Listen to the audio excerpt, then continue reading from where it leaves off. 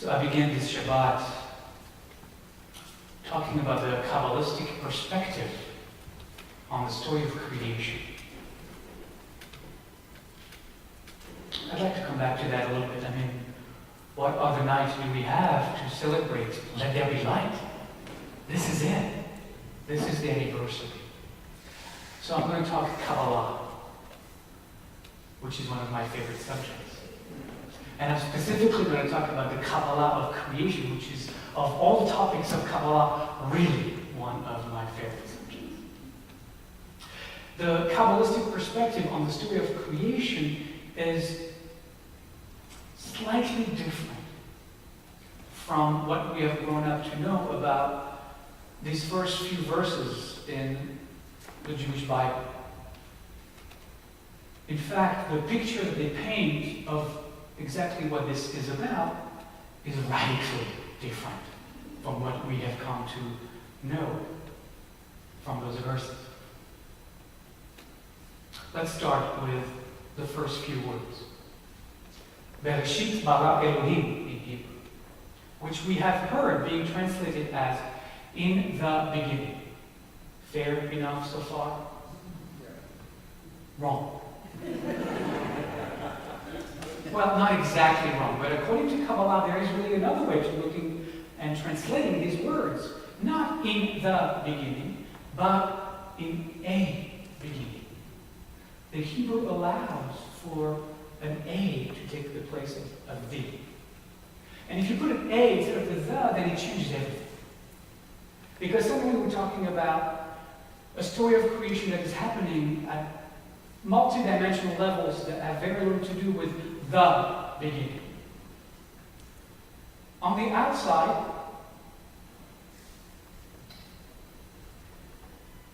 if we're talking about a beginning, we're talking about, therefore, the possibility of more than one.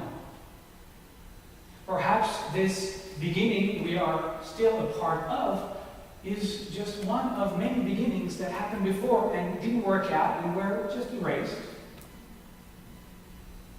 And the jury's still out whether this one is going to make it or not, but this is a beginning. Now, still looking at it from an outside perspective, if we are reading this as in a beginning, then it is possible to think that there are other beginnings happening in different dimensions. This is just a beginning, and we might not be living in a universe, but this might be telling us that we are in fact living, according to Kabbalah, in a pluriverse.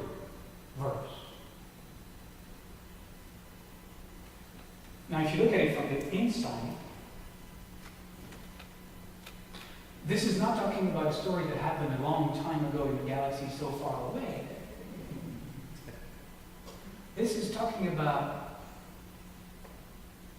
you and me. This is talking about a process. This is almost like a template for how we, as human beings, go about manifesting or creating.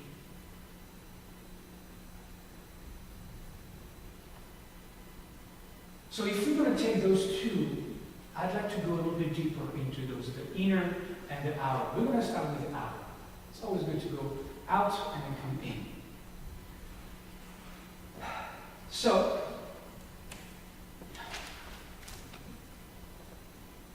I love this. So,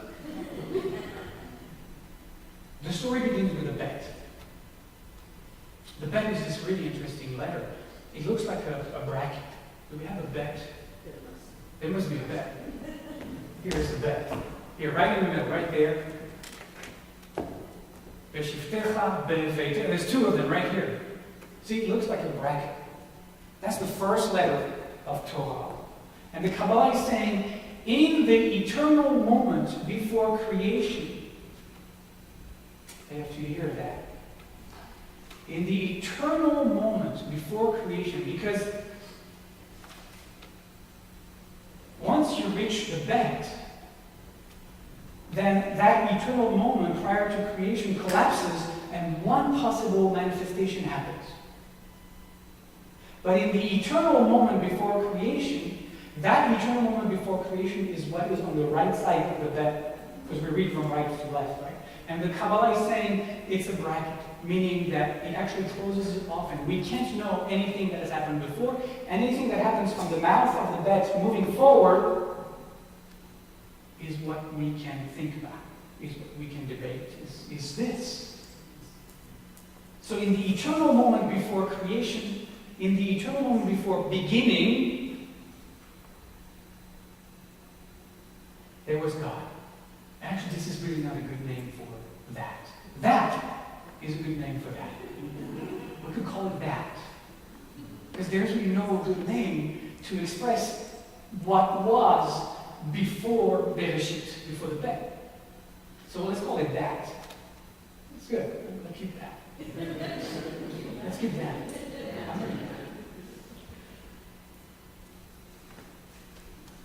That, according to Kabbalah, had a major problem. It's very Jewish neurosis.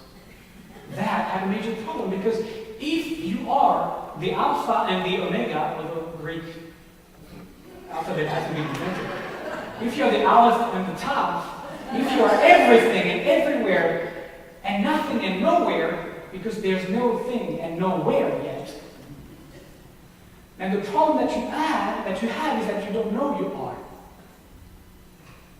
How can you know you are if you are everything and nothing? So the Kabbalah is saying that the reason for all of this to manifest is that God wanted to know God's self. Because God didn't know God existed. There was no way. So what did God that do? That created, which is what the first three words of the Torah are telling us, that created Elohim. That created Shekhinah.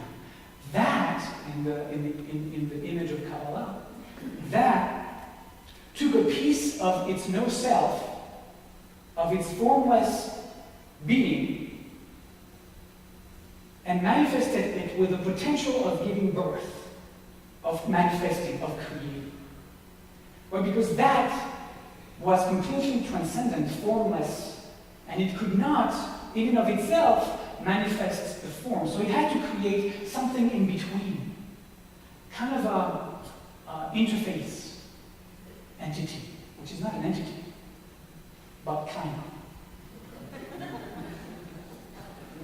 So I'm going to repeat that.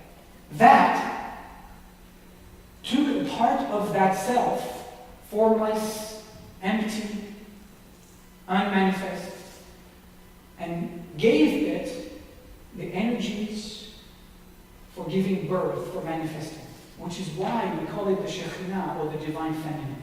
This is the divine feminine that is being born, that birth is first. God needed God's feminine side to be able to birth all of this. If you think about it, the image is that of Adam and Eve, really.